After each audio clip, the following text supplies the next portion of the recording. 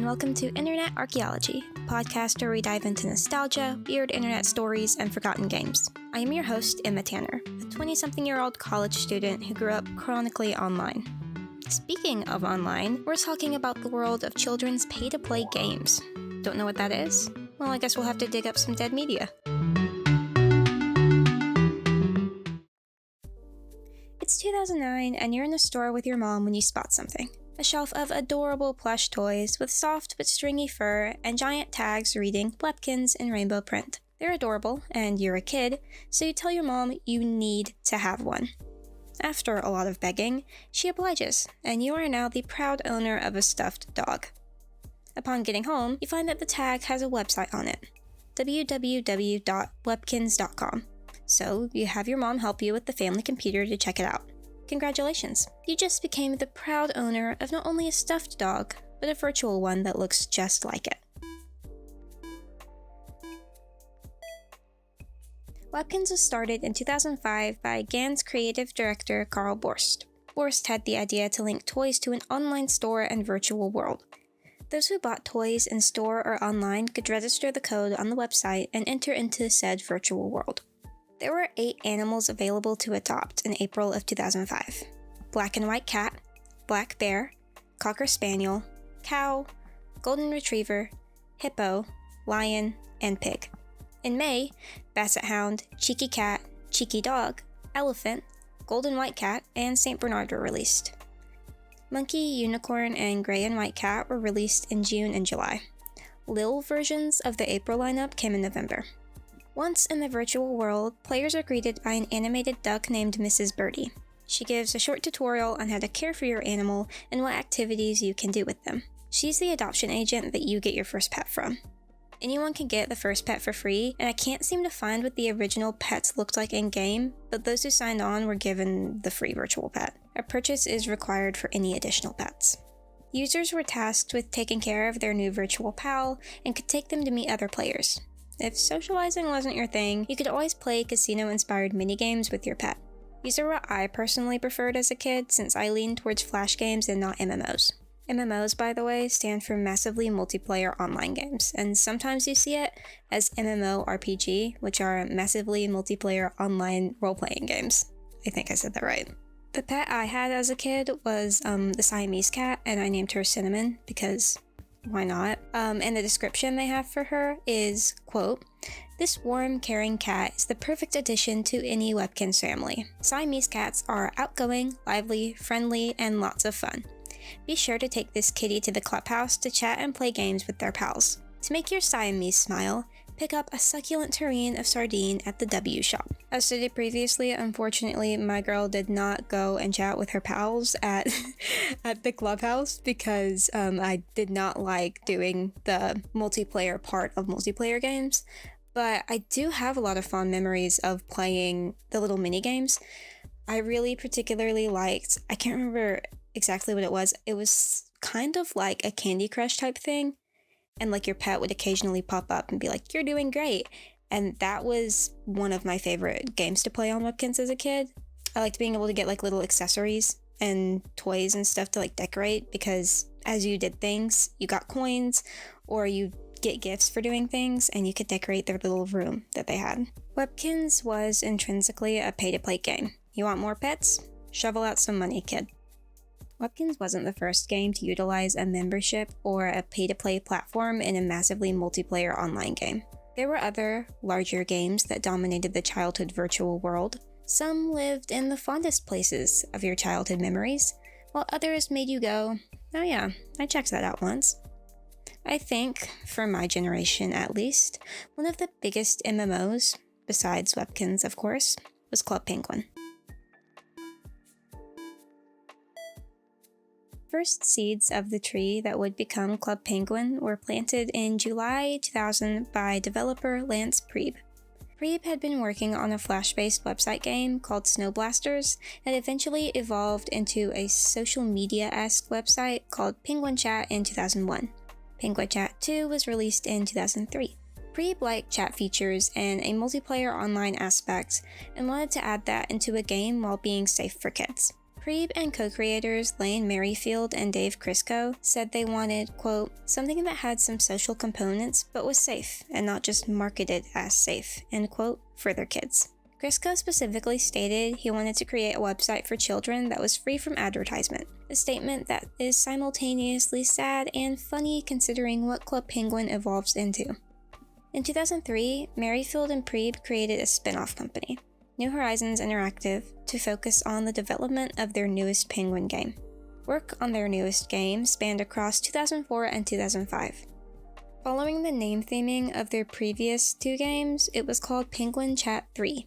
Other variants included Crab Chat, Chibi Friends Chat, Goat Chat, Ultra Chat, and TV Chat. It was treated as a testing ground for the client and servers of Penguin Chat 4. PC4 was renamed into Club Penguin, and PC3 players were invited to beta test the new game. Club Penguin was originally set to release in 2010. The game, however, got fast-tracked to release the same year as PC3, on October 24, 2005. It started with 15,000 users and blew up to 1.4 million users by March of 2006. The numbers doubled from there by September. The game was, undeniably, a hit. Children were foaming at the mouth to log on to a semi-crudely designed website centered around colorful penguins.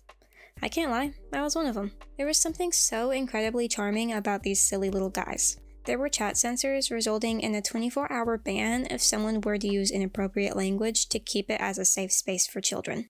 I had first-hand experience with these censors, actually. I have a distinctive memory of showing my older cousin my account circa 2008 on our grandmother's family computer. I let him play around on it when he asked, and he proceeded to type in the F word and post it. It resulted in an immediate 24-hour ban from the website. I was about 5 years old and very, very upset by this. Luckily, I was back to Club Penguin a day later, but I was salty about having to wait for something I didn't do. Club Penguin was entirely financed by developers in order to maintain 100% ownership. This is fairly important to note because larger companies began taking notice of this indie game's success. Like I spoke about with Webkins, children's MMORPG games were booming in the late aughts. A good chunk of these games were pioneered by indie game developers, leaving big companies out of the loop. You know someone who wasn't going to let that happen? The Walt Disney Company. The co-creators were turning down lucrative deals left and right. These people had taken out credit cards in order to keep it solely owned by them. However, in 2007, they collectively decided to sell the parent company. New Horizons Interactive was sold to Disney. The company paid Merrifield, Priebe, and Crisco $350.93 million, with an additional $350 million tacked on if they reached a growth target by 2009. They didn't get the additional $350 mil, but Club Penguin continued to succeed. The game introduced membership cards in Target stores starting in late 2007 and early 2008, a change implemented around the same time that Disney acquired the company.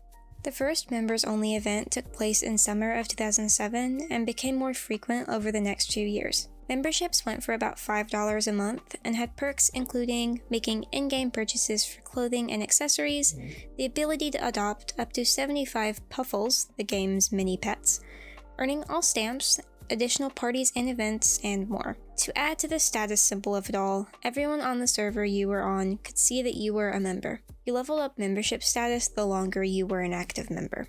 When Disney purchased the game, there were 11 to 12 million accounts, 700,000 of which were paid subscribers. That generated $40 million in annual revenue.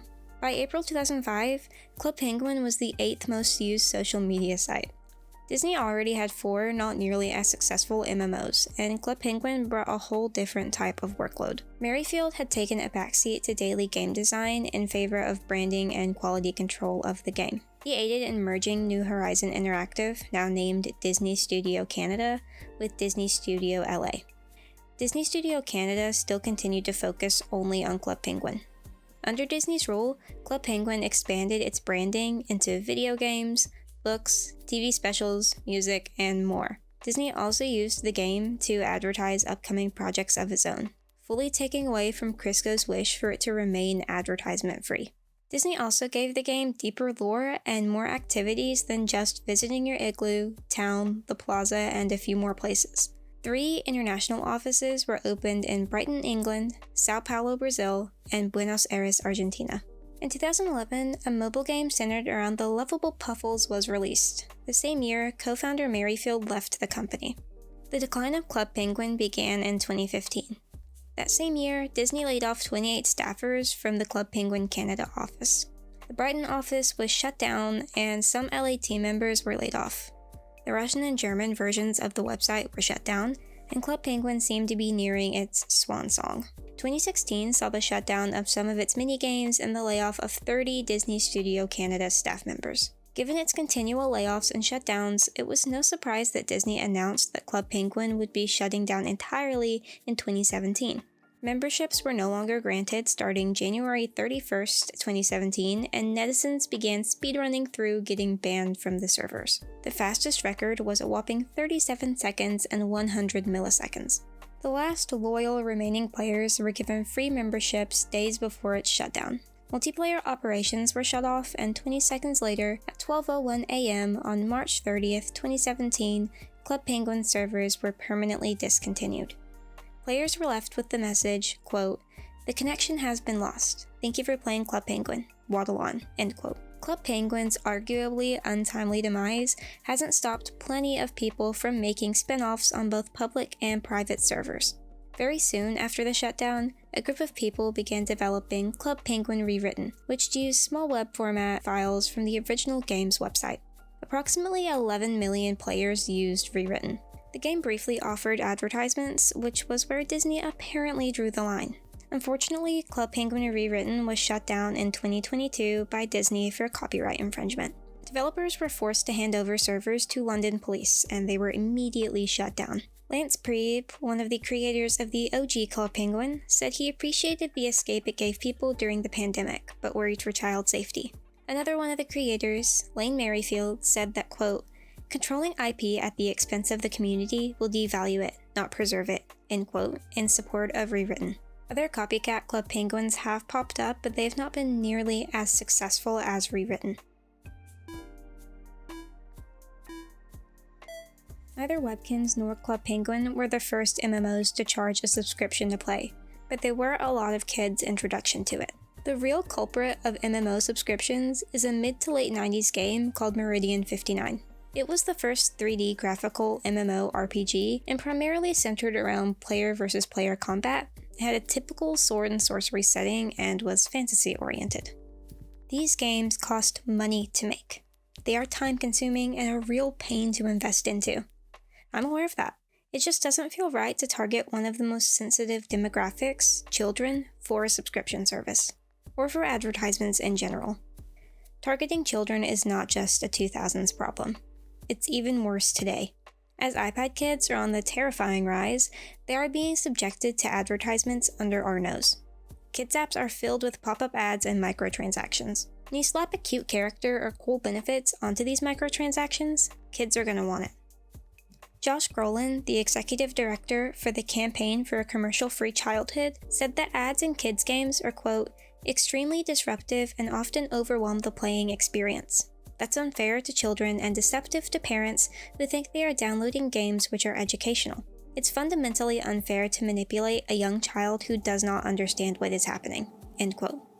Both Webkinz and Club Penguin were geared towards kids ranging from the age of 6 to 12. Club Penguin featured a membership service and ads for Disney.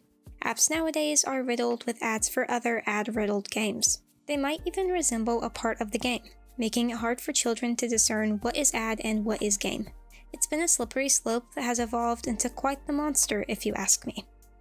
I can't be the only person who constantly sees articles about kids spending thousands of dollars on in-app purchases. The developers of Fortnite were recently fined $245 million for these types of things. I think it's important for developers to take a step back and really consider the audience they're making content for. The brain rot that late-stage capitalism has given some game makers is concerning, to say the least.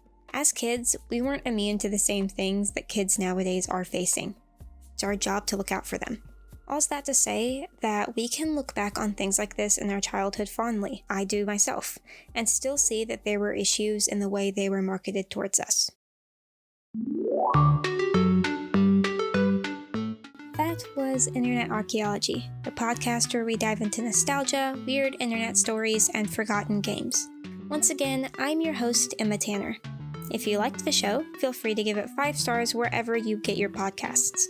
You can also find me on Instagram at Internet Archaeology Pod, on Twitter at Internet ArcPod, and on my website at www.emmaftanner.com. See you later.